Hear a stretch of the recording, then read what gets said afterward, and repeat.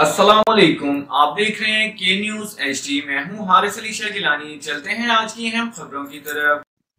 ताज़ा तरीन खबरों से बाखबर रहने के लिए हमारा चैनल सब्सक्राइब कीजिए। लिए चलेंगे साहिवाल, जहां से रिपोर्ट कर रहे हैं हमारे नुमाइंदे अली रजा।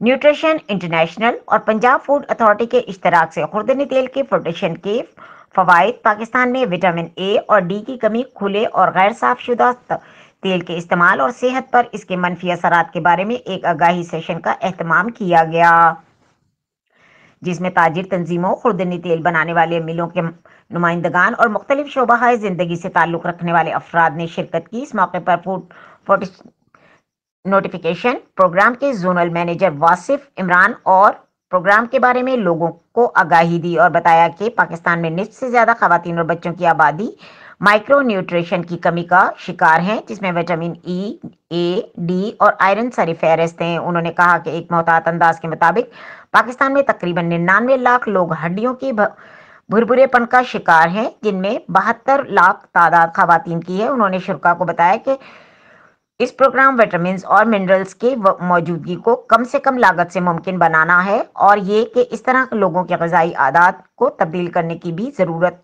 नहीं पड़ती। उन्होंने खुले आम या गैर साफशुदा तेल के इस्तेमाल और इसके सेहत पर मनफी असरात के हवाले से आगाही दी। मज़ीद खबरों और अपडेट्स के लिए हमारे साथ रहिएगा। तब तक के लिए अपना ख्याल रखिएगा। अल्लाह हाफ़िज़।